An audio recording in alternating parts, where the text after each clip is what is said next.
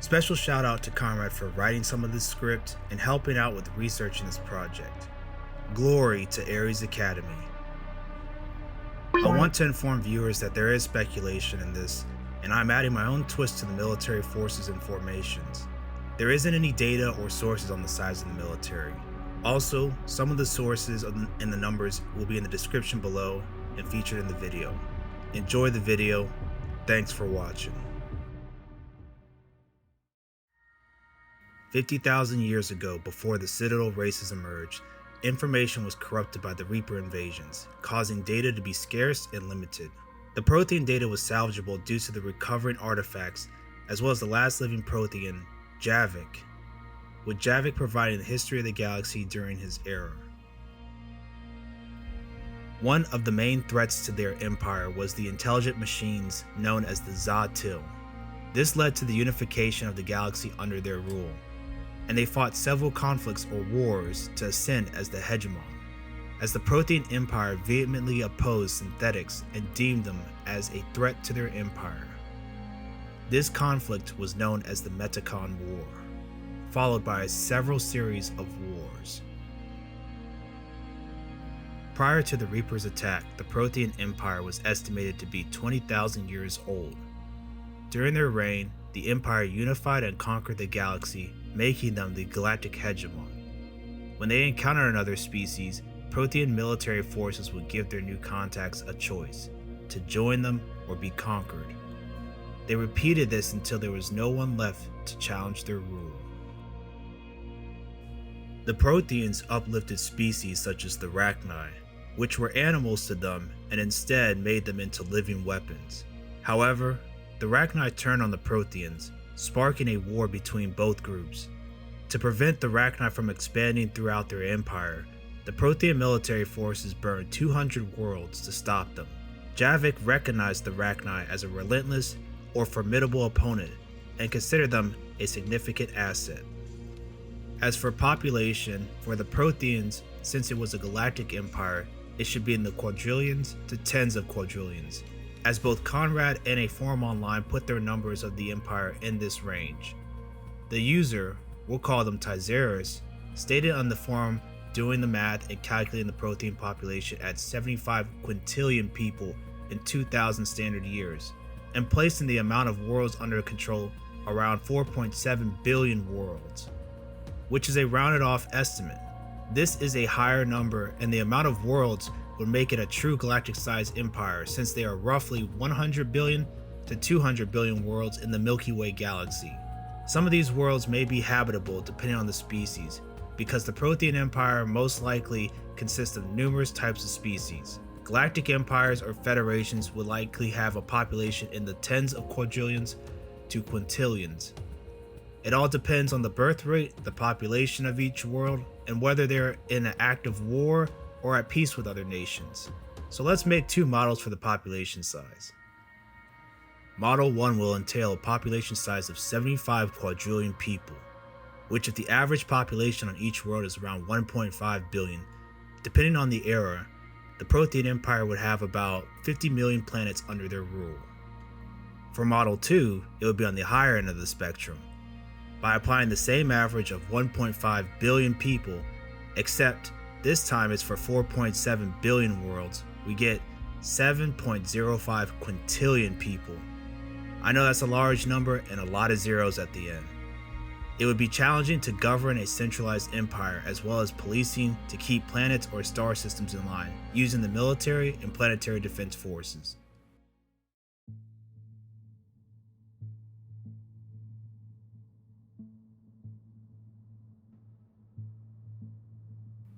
I would start by naming the Empire's military forces as the Imperial Armed Forces. Branches would include the Imperial Army, Imperial Star Forces, and as a sub-branch of the Imperial Army, it would consist of the Planetary Defense Forces. These are forces that provide defense for the Prothean Empire's worlds. The first model would apply to Model 1, with the population consisting of 75 quadrillion people. Model 1 puts the amount of personnel dedicated to the armed forces at 750 trillion personnel and hundreds of trillions more in reserves or auxiliary units across the galaxy. For the 750 trillion personnel, this is 1% of the population in the military for active duty personnel. With the total amount of forces and reserves, this comes out to about 375 trillion personnel. This brings about a total of 1.125 quadrillion personnel in the armed forces, or 1.5% of the population in the armed forces. For a high-intensity galactic war, they would need to mobilize 5% of their population, which is possible given that they are a militaristic empire. This would mean that they would need an additional 3.75 quadrillion personnel. More likely, the population of the Protheans will ensure the age groups of 18 and above have basic military training. Depending on the situation, conscripts would need to fill out the planetary defense forces. The planetary defense forces would reinforce the military and support planet-side operations. As for naval forces, they will need to boost their total number of warships to 2 million and 24 million support ships. This leads to our next section, the breakdown of the Star Forces. The composition of the Star Forces' active assets would include 1 million warships with 12 million support ships of various types. This would include a range of ships from super dreadnoughts to corvettes for warship classes. Each fleet will have at least 100 warships and does not include support ships, as this is a template mentioned in the Turian Hierarchy Navy video. The amount of fleets will be 10,000 fleets. For a further breakdown of this model, 1 million warships of each fleet will consist of 2 super dreadnoughts, 4 dreadnoughts, 10 cruisers, 30 destroyers, and 54 frigates. As for independent formation, this will include squadrons and consisting of supply ships, repair ships, and corvettes. A squadron will consist of 4 flotillas, with 3 of them consisting of corvettes and 1 flotilla consisting of 2 supply ships and 2 repair ships. For the corvette flotillas, each will have 5 ships in it. This brings the corvette flotillas to 2 million. As for supply flotillas, this brings it to 1 million.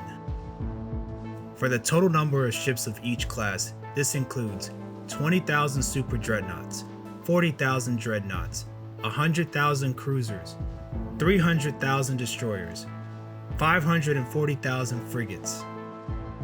Support ships will range from corvettes to supply and repair ships, which are essential for a force of this size. For corvettes, the total size required is 10 million to support the warships.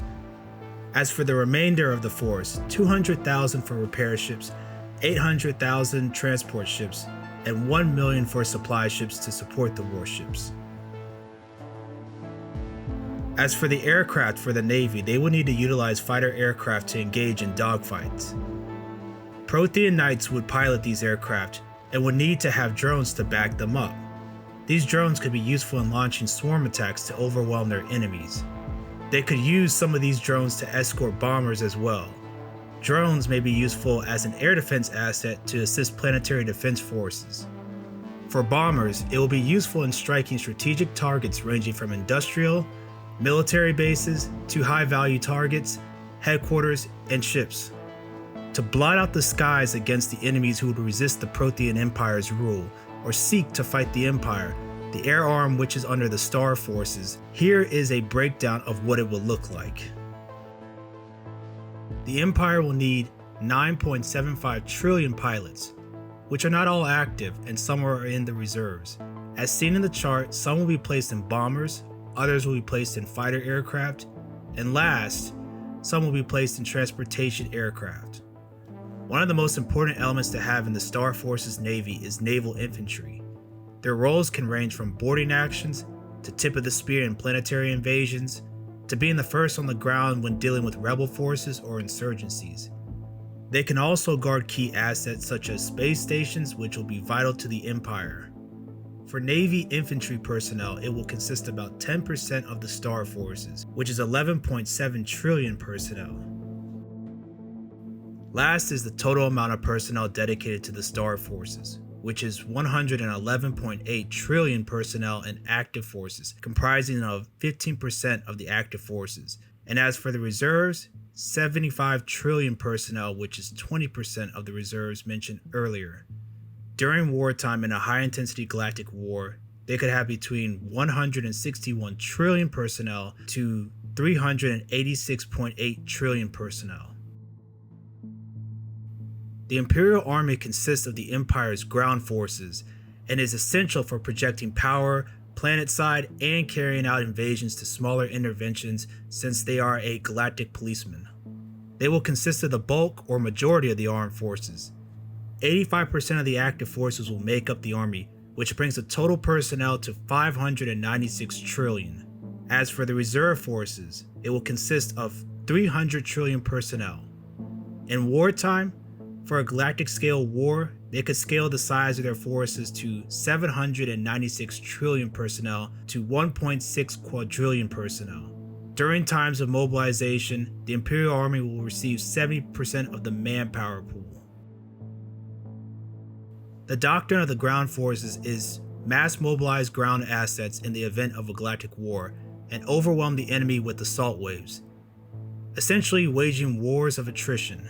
Elite forces or special operations, their purpose is counterinsurgency, sabotage enemy forces' assets, eliminate high-value targets, and targeting the industrial base of an enemy. Planetary defense forces are a sub-branch under the Imperial Army. Their role varies from fighting invasions to fighting insurgencies. They also have air defense assets and orbital platforms to fend off smaller-scale Space Force engagements.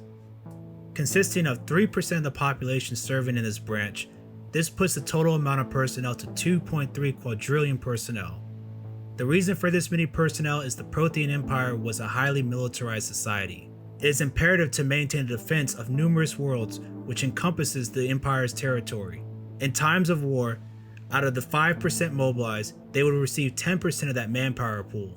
Though depending on how dire each planet's situation is during times of war, they may mobilize individuals who have basic military training into their ranks. As for defense platforms, there will be hundreds of millions to low billions depending on how crucial the world was to the Empire. We'll start by putting at least 500 million platforms as a bare minimum.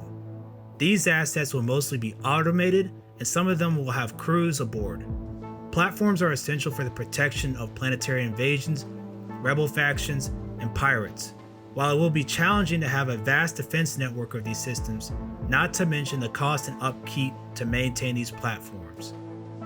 As for strategic formations for the Imperial Army, here is what it will look like. First is the Quadrant Army, consisting of 10 trillion to 100 trillion personnel. This is a formation used in both peacetime and during galactic wars.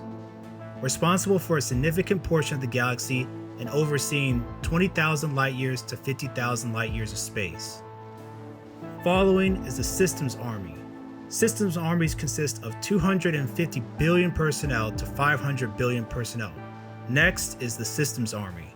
The Systems Army formation consists of 250 billion personnel to 500 billion personnel, usually responsible for hundreds if not thousands of star systems. Next is the Assault Army formation.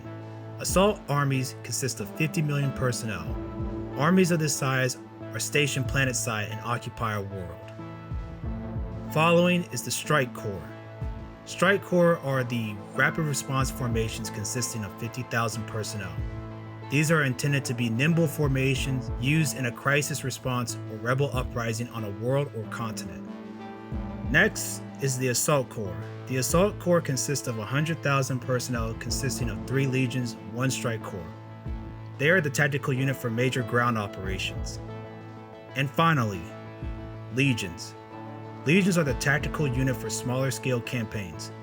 This consists of 25,000 personnel.